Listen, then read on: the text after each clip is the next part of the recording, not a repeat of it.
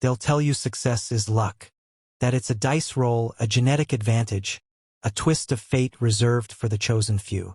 That if the stars align, maybe you'll catch a break. If the economy cooperates, if the right person likes you, if the timing's perfect, if. But that's the greatest lie ever sold. Because success is not a lightning strike. It's not an accident. It's not some cosmic lottery ticket floating through the universe waiting to land in your lap. Success is a decision. A cold, unshakable, non-negotiable decision made in silence, without applause, when you finally look at your life and say, "This is not where I end. This is where I begin." Success is carved, not given. It is earned in the shadows and revealed in the spotlight. Built behind closed doors and celebrated on stages. Sculpted in silence by the few who dared to believe the world could bend to their will. Not through luck, but through relentless intention. It begins the moment you stop asking for permission and start acting with purpose. Think of Lincoln, born in a log cabin, surrounded by hardship, grief trailing his childhood like a shadow. No silver spoon, no network, just books by firelight and a hunger to matter. He didn't hope the world would change, he became the change. Think of Carnegie, a poor boy from Scotland working 12-hour shifts in a cotton mill, sleeping 2 hours a night, his hands blistered, his future unclear. Yet he made a decision. I will not die like this. I will rise. And rise he did, not on luck, but on a plan sharpened by grit and courage. The successful do not wait to be chosen. They choose themselves. Every single time. They don't lean on the comfort of excuses. My parents, my city, my culture, my education, no. They look life dead in the eye and say, watch what I do with what I have. Success is not born in ideal conditions. It's born in spite of them, because there will always be an excuse, always a reason to delay, always a voice saying it's too. That decision, the one that splits your life in two, is not made with fanfare. It's not announced on stages or posted online. It happens in stillness, in solitude, in that brutal moment when you finally stop lying to yourself, when you stop blaming, stop running, stop explaining your limits and start expanding them. You don't need better conditions. You need better standards. The world bends to those who raise their standards higher than their excuses. Every empire, every innovation, every revolution began when someone said, "This is no longer acceptable." Not for them. For me. Because that's the real power move, to stop waiting for the world to hand you a reason, and start becoming the reason. You decide what your life is worth. You decide how deep your effort goes. You decide how far you're willing to push past the noise, the fear, the fatigue.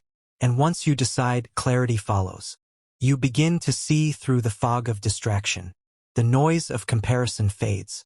You stop chasing applause and start chasing alignment.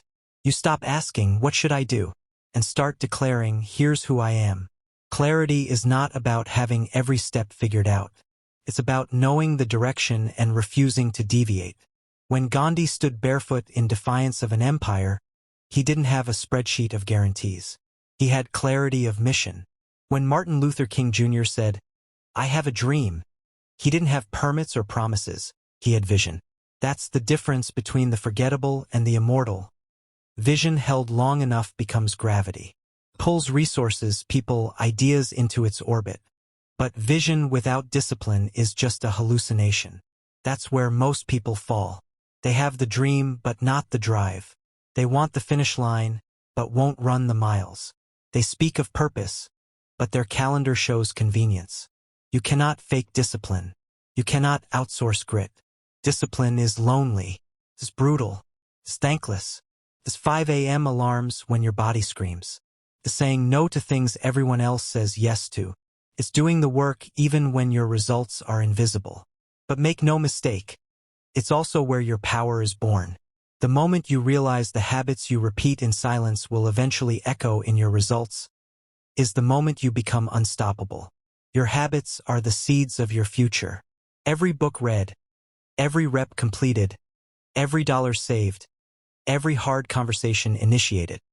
These are bricks, and the fortress you build from them will either protect your destiny or leave it exposed. So check your rituals. Audit your routines. Are they building you or bleeding you? Discipline is not punishment. It is self-respect. Saying, I am worth the effort. My future is worth the sacrifice. My vision is worth more than my excuses. Because here's the truth. Discipline always gives more than it takes. Costs you time now, but it buys you freedom later. Costs you comfort now, but delivers legacy later. It silences distractions now, but amplifies your voice forever. Ask yourself, what do I want more, relief or results? Anyone can look motivated on day 1, but champions are made on day 91. When the hype fades, when the crowd leaves, when the path darkens and the only light left is the fire you built inside. That's why the greats seem different. They are different, not in genetics, not in privilege, in endurance. They simply decided never to stop. Think of Michael Jordan cut from his high school basketball team. He didn't fold. He trained. Obsessively. He returned not for revenge, but for redemption. Because he had made a decision. And nothing, not rejection, not fatigue, not injury, would reverse it. Or think of J.K. Rowling, broke, rejected by a dozen publishers, raising a child alone, writing in cafes with frostbitten fingers. She didn't hope. She didn't hope. She decided that her story would be told, and she fought for it until the world had no choice but to listen. That's what success demands, not comfort, but commitment. Not convenience, but conviction. Conviction is when you do the work even when you don't believe it will pay off, because your identity requires it. You do it because you are the kind of person who does it. The decision wasn't conditional.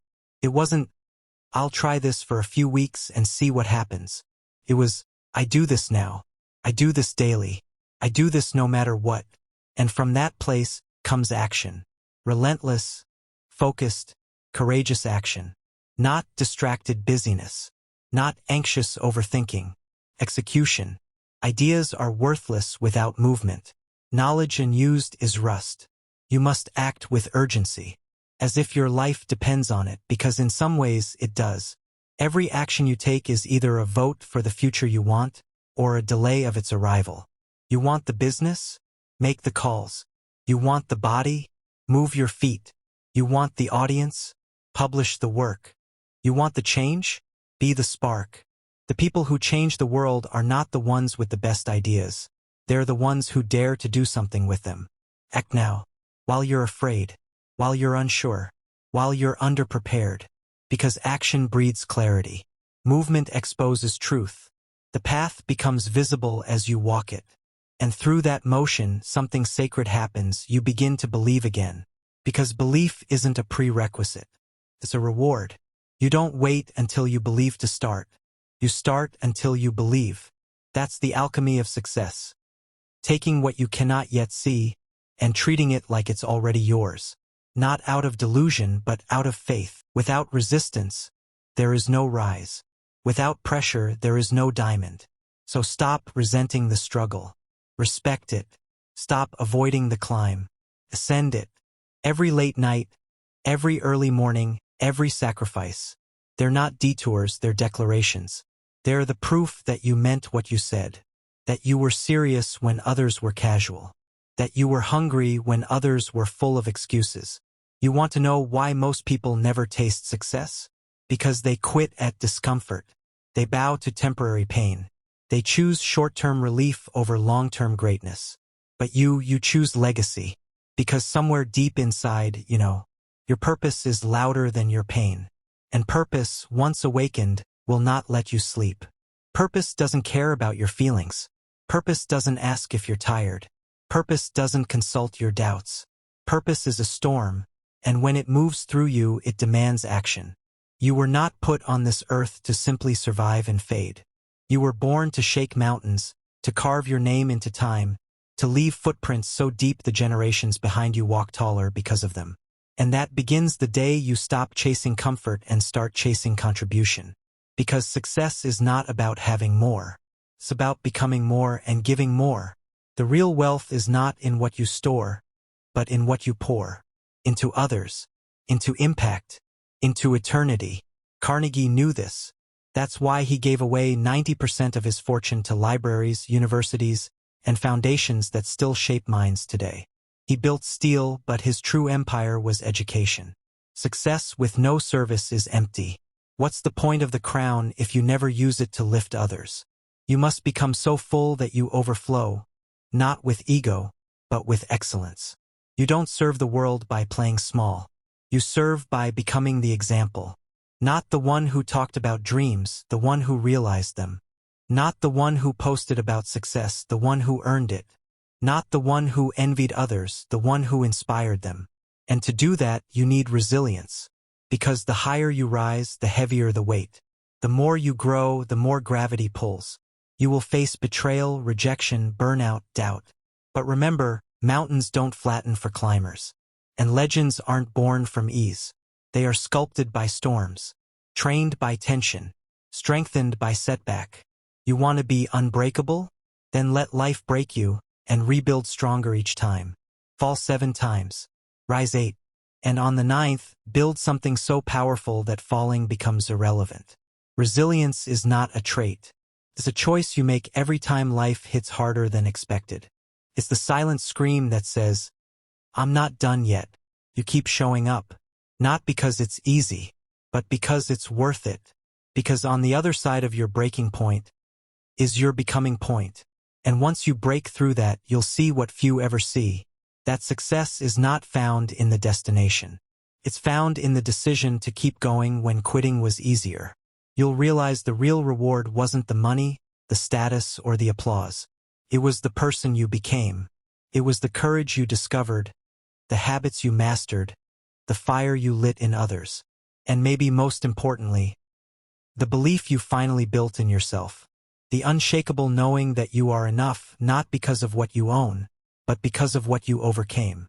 Because you decided. You decided to stop waiting. You decided to stop shrinking. You decided to stop apologizing for wanting more. And in that decision, you became dangerous. Dangerous to mediocrity. Dangerous to your old self. Dangerous to every excuse that once held you back. You've heard it before. Fortune favors the bold. But the full truth is this: fortune obeys the bold. Because boldness is not loud. It's not reckless. True boldness is quiet conviction. It's a whisper that says, "I will not stop. Not until my potential has been bled dry. Not until my impact outlives me. Not until I've given every ounce of greatness buried in me to the world."